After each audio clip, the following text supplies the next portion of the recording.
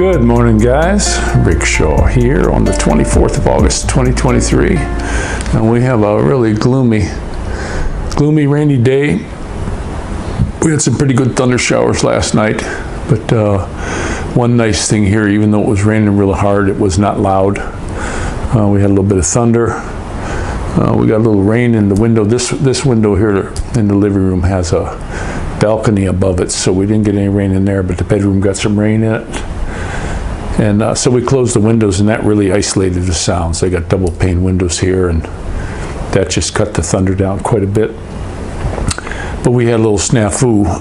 When we were at the school yesterday, they said, you got to register to be on the bus and to call this number. But the bus will be there at 9:49. You know, they get odd number. And drop them off at 4:09. You know, they got instead of 4:10 or 50 or whatever. So we were up in plenty of time. We were up 6 o'clock doing our thing, getting cleaned up, getting a good breakfast in us, and we're waiting. We went out, and I said, Maddie, just poke your head out it was about 9:30. I said, poke your head out and see if the kids are out there waiting. Nothing. So we went in the office, and the guy said, no, my daughter goes on that bus. It's 8:45. Now, the paper I had must have been an old one. And even Maddie said that's the time the lady told us. But when they sent us, after I registered, and when they sent us the paper, I had to like zoom it big because it came out, you know, when stuff comes in on a cell phone, it's meant for a laptop. So it comes in kind of compressed. And sure enough, it was to be there waiting at 8:40. So we had to jump on the Tandem bicycle. It was just drizzling, not too bad. And so we cruised him down there, got him into school. So I didn't get any vlog of him jumping on the bus, maybe tomorrow. But when I was coming home, that's when that's when the rain came. I'm glad he didn't get soaked. It was cool enough he wanted a jacket. I should have had one on, but it had just got wet too. So, and then I had these tires are older and they're pretty hard. Coming around the corner on the concrete, front slipped out, down I went. You know, so my first bike fall in 40 years. But down I went. Didn't hurt anything. I kind of caught it with my body. So the bike was safe. But I got stuff to do here today. I got to get some laundry done, and I'll clean up a little bit more. I got to get the bathroom cleaned up. It's getting a little bit crappy. I did the kitchen already.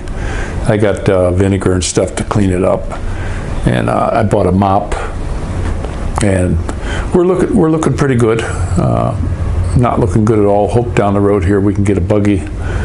Because this, you know, the days like this, we're getting rains now, and then pretty soon the snow's going to fly, and the bike's just not going to cut it. So hopefully we can get something pretty soon.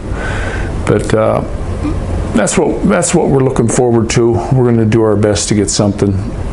One thing that's really bad when you leave the States and you go to a foreign country and you don't use credit, it smashes your credit score. It just does. I had a pretty good credit score, and I come back, that's gone.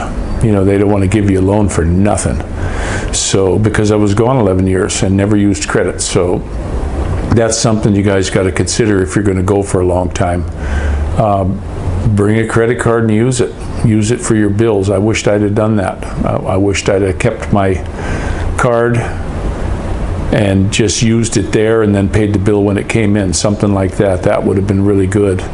But I didn't think I was going to come back. But I'm back and I'm happy. The boy's loving it. He was just all grins this morning. He wasn't too bummed that we missed. He says, oh good, we get to ride the bike. Oh, does he love this bike. Now he wants to shoot his BB gun all the time, but he also wants to ride the bike. You know, he had a bike in the Philippines. He was always riding it. Sometimes we'd go on our night walks, and he'd be riding the bike. He'd be riding it up and down like crazy. He loves his bike. He still wants to get a bike on his own. And I said, right now, this is all we can swing, buddy. So And we got the seat adjusted for him. He was complaining a little bit the other day. Got that adjusted. I got a new seat coming. These things are hard, and if the seat works out for me, I'm going to get another one for him. But there's a lot of things we got to do to the bike. I took the bearings out of the front, and they were just nothing but rust. The fellow who owned it rode it and never maintained it. So I got the chain all oiled up. I got the rear axle. All I had was WD-40, so I gave it a good squirt until the rust stopped coming out. Same thing with the front. I actually took the ball bearings out and kind of scrubbed them up with a scratchy pad and let them sit in oil. The carrier, it's just rusty. It was not maintained. So I did the best I could cleaning that up. I had a little piece of emery cloth and I kind of sweetened it up just on the inside. Put it all back together. Now that's spinning really good. The derailleurs, now that we're using it, they need some serious adjustment, but the front piece is broken. So, that'll be something that'll be to change. The cables are all rusty inside. When you squirt WD-40 through them, it just comes out nothing but rust. I mean, I'd probably squirt a whole can before I cleaned that out. But they're doing a little bit better. Brakes worked good in the rain today.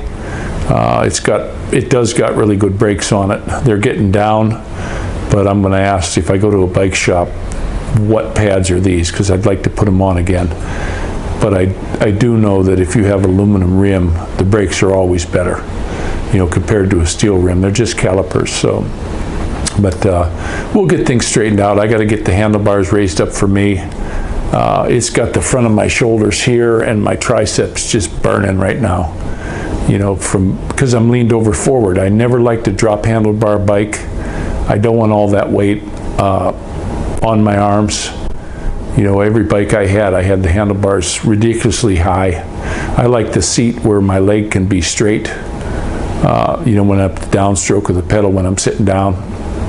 And this one here, it's not that way, so I need a longer seat post. There'll be stuff I can do over the winter, because even if I do get a car down the road here, we'll use this for little trips and just riding the bike trail, and riding it. Today was the first day I rode it alone, and you wouldn't know that it's a tandem. You just got to watch the rear end. That rear end hangs out pretty good, and there's some corners you can't make the corner. You wind up running on the grass with it. So, but it is a cool bike. As with anything new, you have to fix it up. That's why I'm really worried about a car, because you get it used when you. I bought a 77 pickup truck, and I looked that thing over. Pretty fair auto mechanic. Took 2 years of it in school. Always worked on my own cars.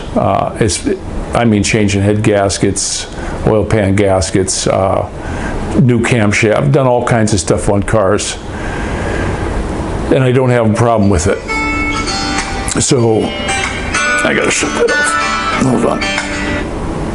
But I bought that 77 pickup truck. It had a 290 or 250 six-cylinder in it with a 3 on the tree. Those always stick. Beautiful truck, clean as a whistle.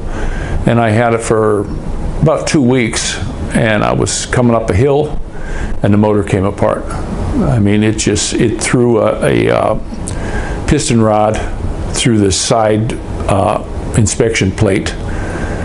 Still ran, but it tore up 2 of the cylinders, blew a big hole in the side of the engine, and I still had to drive it because it's all I had at the time. I was working very close to home at a big warehouse, and I thought I'm going to have to get something before this job's over.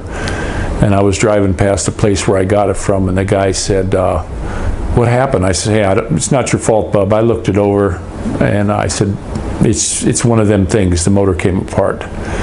And, you don't beat on a 6-cylinder. I was just driving it normal. And he felt real bad, and he gave me a 292 that his buddy got. His buddy and him bought the trucks at the same time, and we're going to tow, and it was cheaper to buy the 6-cylinder. Well, this fella, he said he pulled his trailer no problem with the 6-cylinder. The other guy put a 350 in his and took the motor out brand new, with, not even 100 miles on it, and gave it to him to put in his warehouse. And that fella died. It had been sitting there for years, and he gave it to me. Plus he gave me all kinds of parts, a new carb, a new fuel pump, a new water pump, a bunch of belts, hoses. Belts and hoses were rotted because they bought them years and years ago.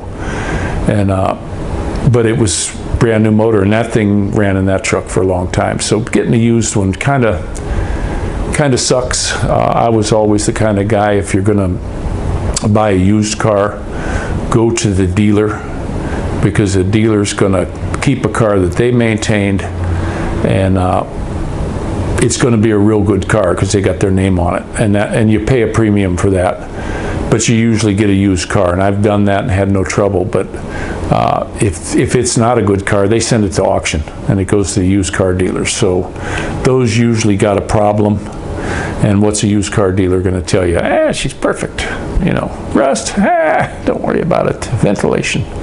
So that's the way that goes. But we had a little bit of a harrowing morning, but it was fun for him and me.